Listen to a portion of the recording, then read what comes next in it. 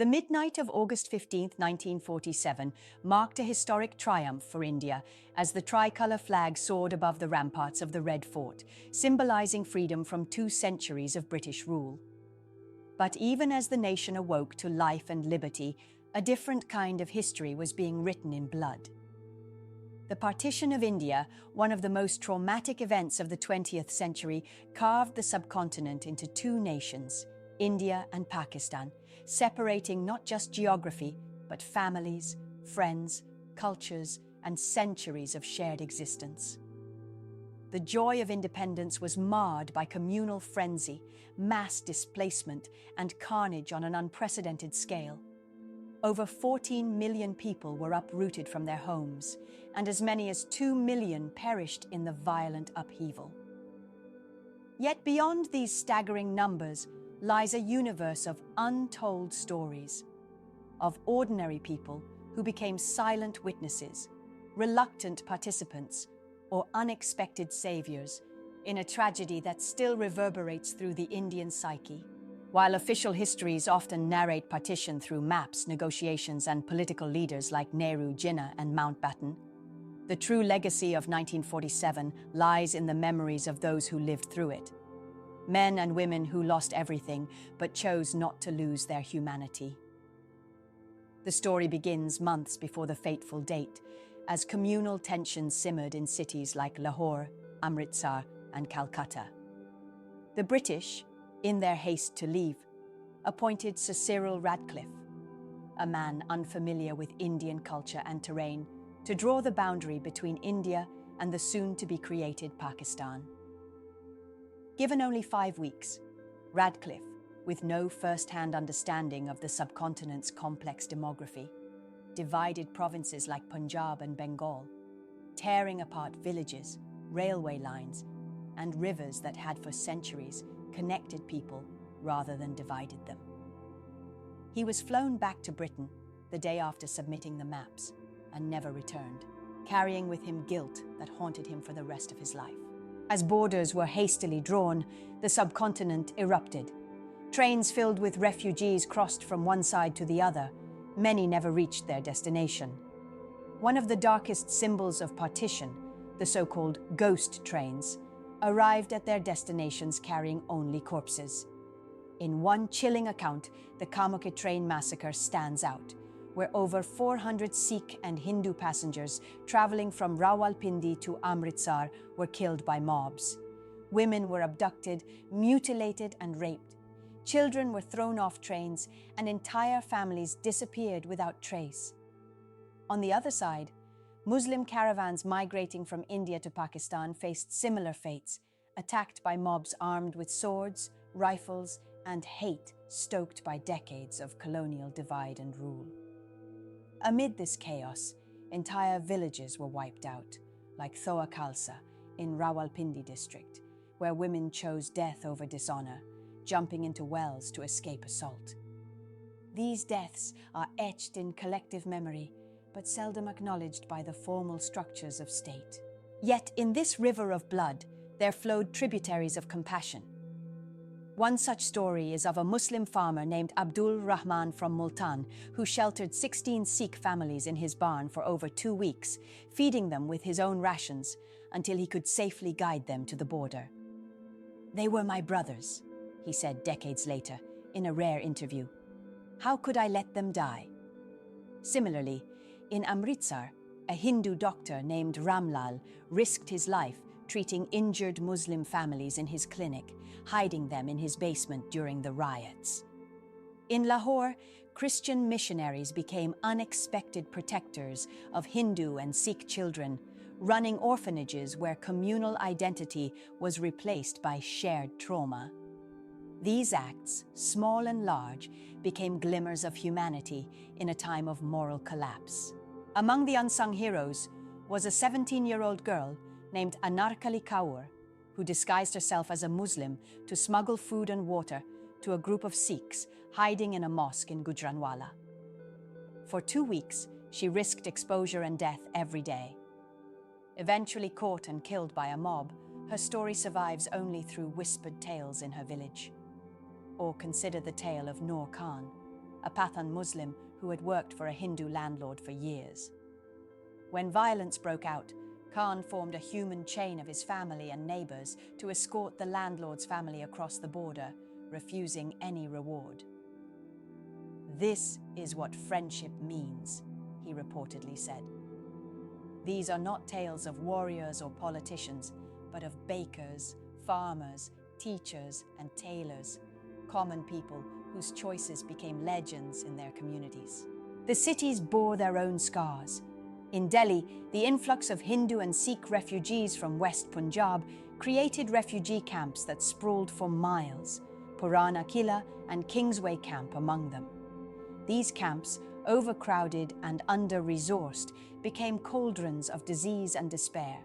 Yet, many Delhi residents opened their homes to strangers, forming lifelong bonds. In Karachi, a similar scene played out with incoming Muslim refugees, or muhajirs as they came to be known. The early days of Pakistan were shaped by these migrants, many of whom brought education, political awareness, and a sense of identity forged in pain. But tensions between native Sindhis and Urdu-speaking muhajirs would later emerge, showing how partition was not a closed chapter, but an evolving wound. One of the most heartbreaking legacies of partition was the abduction of women, estimated at over 75,000 across both sides. These women were kidnapped, forcibly converted, and often raped or married into unfamiliar communities. Some bore children, others were rescued and returned years later, only to be rejected by their families. The Abducted Persons, Recovery and Restoration Act of 1949, created by both governments, tried to address this, but led to fresh trauma as women were pulled from families they had grown attached to. In some cases, they refused to return, creating moral dilemmas that societies were unequipped to handle. These stories, often buried in silence, are now being unearthed by initiatives like the 1947 Partition Archive, which records oral testimonies across generations and borders. While Punjab burned, Bengal too witnessed its own version of horror. The division of Bengal separated Muslim-majority East Bengal, later East Pakistan, now Bangladesh, from Hindu-majority West Bengal. In places like Khulna and Jessore, violence flared sporadically, and thousands of Hindus migrated to India over the next decade. Chittagong Hill Tracts, with a 97% non-Muslim population, was controversially awarded to Pakistan despite protests. The tribal Chakma people, caught in a foreign land with no cultural or religious connection, faced decades of neglect and marginalization. This hidden story of partition's betrayal still simmers in the region's politics today.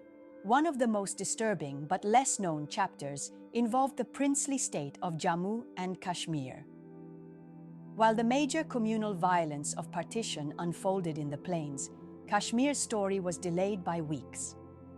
Maharaja Hari Singh's indecision over joining India or Pakistan led to a tribal invasion from Pakistan in October 1947, prompting the First Indo-Pak War and India's hurried accession to the state. What followed was the beginning of a conflict that remains unresolved. The communal violence in Jammu, where thousands of Muslims were killed or forced to flee, was mirrored by the targeting of Hindus and Sikhs in areas occupied by Pakistani forces. These events are often politically narrated, but the personal stories of neighbors turning against each other, of soldiers raping women, of children hiding in granaries, remain eclipsed. Yet not all acts of resistance were violent. Many chose silence and suffering as a form of protest. In towns like Sheikhupura and Ludhiana, groups of women performed collective fasts, refusing food in remembrance of loved ones lost to riots. In Lahore, a Hindu poet named Kavi Ratan Chand wrote ghazals mourning the loss of his city, even as he boarded a train to leave it forever. His final lines read, "Wo sheher mera tha, par main usmein ajnabi ban gaya." That city was mine, but I became a stranger within it. His verses, banned during the early years of nation building, now survive only in yellowed pages in private collections. Decades after partition, its psychological toll remains. Families who migrated often left behind property, photographs, and a sense of belonging that no border could erase. Reunion stories decades later, siblings finding each other via social media or television shows, are rare but profoundly moving. Take the case of Bishan and Bashir, two brothers separated at age 10, one growing up in Jalandhar, the other in Lahore. They met again in their 80s, holding hands across the Wagah border, unable to speak for minutes, tears doing what words could not. While political narratives have often framed partition as an unfortunate necessity, these human stories challenge that logic. They ask, could it have been avoided? Could the British have stayed longer to ensure an orderly transition? Could Indian and Pakistani leaders have resisted the urge to weaponize identity? History offers no easy answers, but remembrance is essential. In recent years, initiatives like the Partition Museum in Amritsar, digital archives, cross-border storytelling projects, and even film and literature have tried to capture the untold side of 1947, not just the politics, but the people. Perhaps the most enduring lesson of partition is its mirror to modern times. The violence it birthed stemmed from a failure to understand, a willingness to demonize the other, and the manipulation of identity for political ends. These are not relics of the past, but living dangers even today. The stories of Abdul Rahman, Anakali Kaur, Ramlal, and others are not just historical anecdotes. They are reminders that when politics fails, humanity must rise. In a world still riddled with borders, refugees, and ethnic divisions, their choices offer hope. The Partition of India was not just the division of land. It was the dismemberment of a shared soul. But from that bleeding wound emerged tales of immense courage and compassion. These stories, rarely taught in textbooks or debated in parliaments, live in the memories of survivors and the whispers of descendants. They must be told, not to reopen old wounds, but to prevent new ones. Because remembering is not about holding grudges. It is about ensuring that history does not repeat itself in silence.